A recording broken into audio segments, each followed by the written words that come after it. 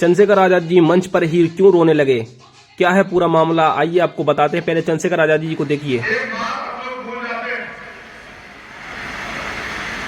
अगर हम इन सरकारों से न्याय की उम्मीद करेंगे या हक की उम्मीद करेंगे तो ये हमारी गलतफहमी हो सकती है। इसमें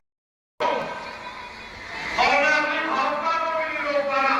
उसका कारण है कि जब मैं आपकी तरफ देखता हूं और मैंने वीडियो में आपसे जुड़े हुए हाथ और आपके पकड़े हुए कान देखे थे, तो वो दृश्य चीख से मेरी आंखों में आ रहा, उसको मैं भुला नहीं पा रहा। चंद्रशेखर आजाद जी मंच पर ही रोने लगे और कहने लगे कि जब मेरे दलित भाइयों को पुलिस ने पकड़ा था और उनको कान पकड़कर ठट्ठक बैठक लगवाई थी, वो दृश्य देखकर मेरे रोंगटे खड़े हो जाते हैं और मैं अपने आप को रोक नहीं पा रहा हूं। और मैंने ये उस दिन प्रण लिया था कि अब जितने भी बौद्ध सम्मेलन होंगे वो तभी होंगे जब हमारे पूरे साथी जेल से बाहर आ जाएंगे। और मैं इस सरकार से न्याय की उम्मीद नहीं रखता हूं और आप लोग भी इस सरकार से न्याय की उम्मीद रखेंगे तो ये हमारा ही नुकसान होगा।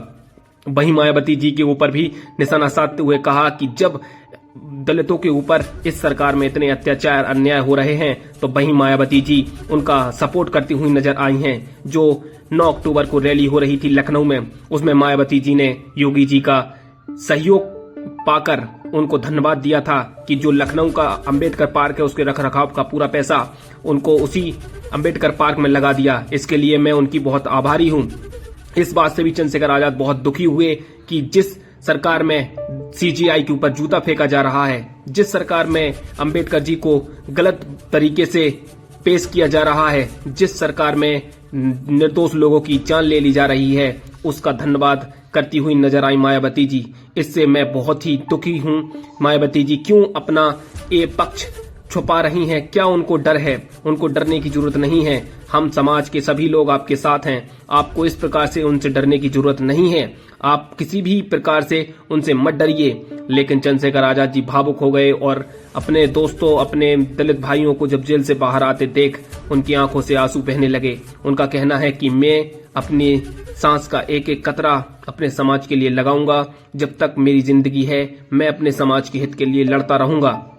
यही कहते हुए चंद्रशेखर आजाद अपने बौद्ध सम्मेलन में आगे बातचीत करने लगे और उनका कहना था कि जो रैली हुई थी उस रैली को मायावती जी ने थोड़ा गंभीरता से नहीं लिया, क्योंकि उसमें जब निशाना साधने की बात थी तब उन्होंने विपक्ष पर निशाना साधा, ना कि सरकार पर।